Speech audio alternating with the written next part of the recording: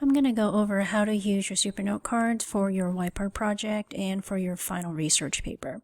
So remember, you should have 4 sources like this. So you should have 4 sources with at least 10 cards, and each card has author's last name and page number, and every card is tagged. So it should look exactly like this. Okay, so 4 decks, at least 10 cards in each one. All cards has to have author's last name and page number, and it has to be tagged. It's really, really important that you follow the example because you are going to be sharing it with the rest of your Ohana, and if you don't do this correctly, then it's going to get all messed up. So now I would like for you to write your name on top of here like that. So right here, you should have your name. Your first name and your initial is fine. So it should look exactly like this. So 4 decks, you read 4 sources, and you have your name here. Every card is tagged, author's last name and page number, etc. Now that you follow directions, everything looks great. Okay? Now what you're going to be doing is you're going to be sharing it to your Ohana leader. So you're going to send this to your Ohana leader. So you click here and send a copy to, and then you type in the email address of your Ohana leader. Okay, so again, you want to share this with your Ohana leader, so you click here, click where it says send a copy to, and write the email address. It has to be the alcamino.edu email address of your Ohana leader. Now, Ohana leader, this is for you. So as an Ohana leader, you have a little bit of extra work to do, but it's not too much, don't worry.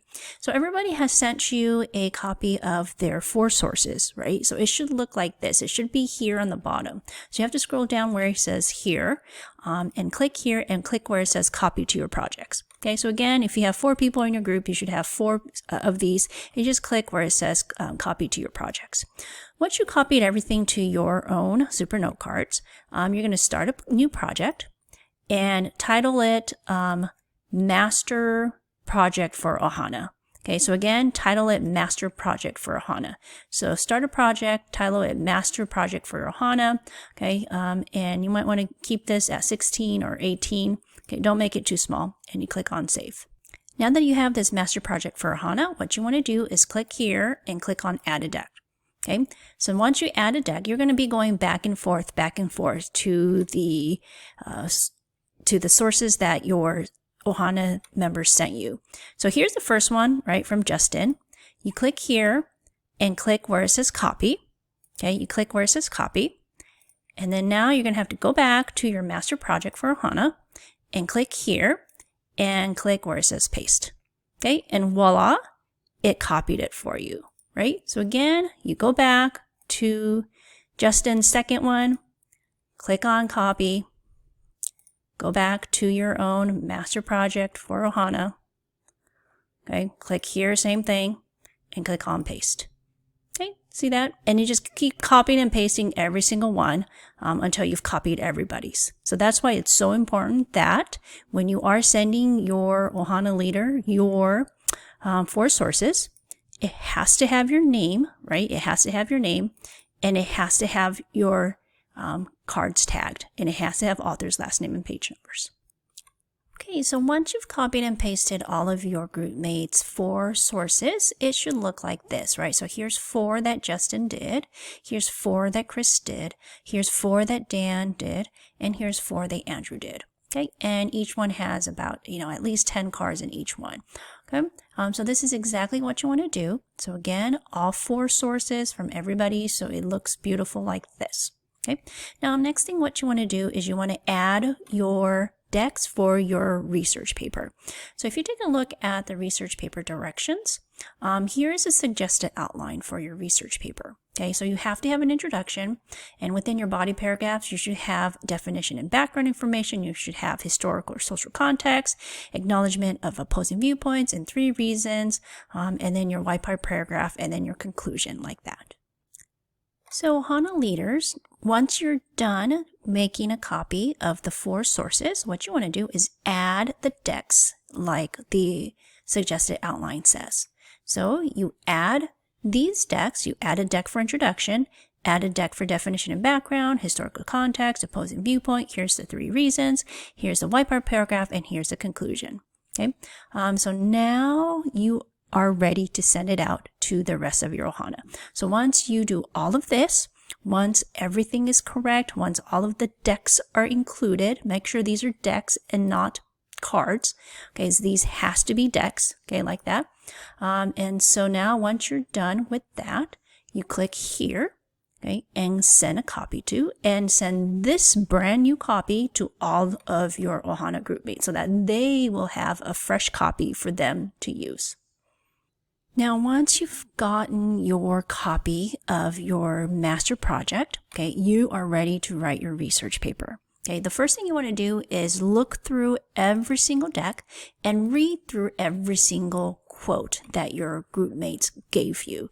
Okay, so go through each and every single one and read all of the quotes that is given to you, because these are the quotes that are going to shape your research paper.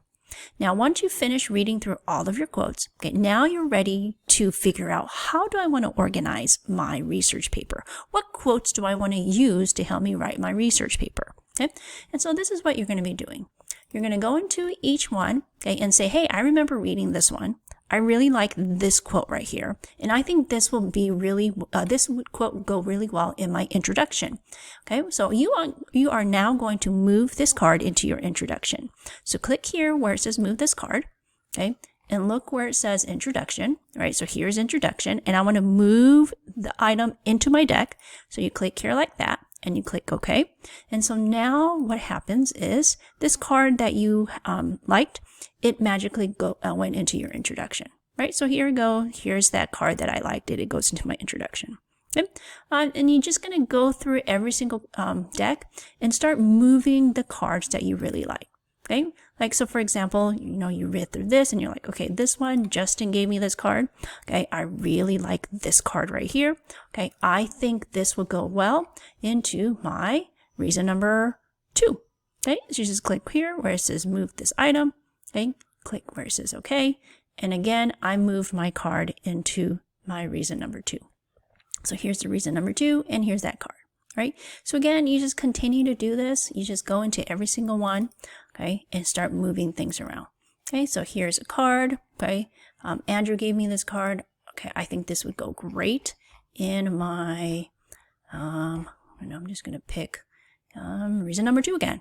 Okay, so I just put it in here, reason number 2.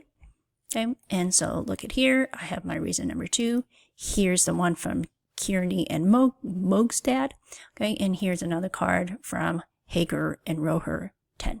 Okay, so that's why it's so important, right, that everybody does exactly what they're supposed to be doing, and it has, all the cards has to have author's last name and page number, because you are moving things all over the place, right? So if you don't have author's last name and page numbers, okay, you're going to be like, what am I supposed to do with this card, right?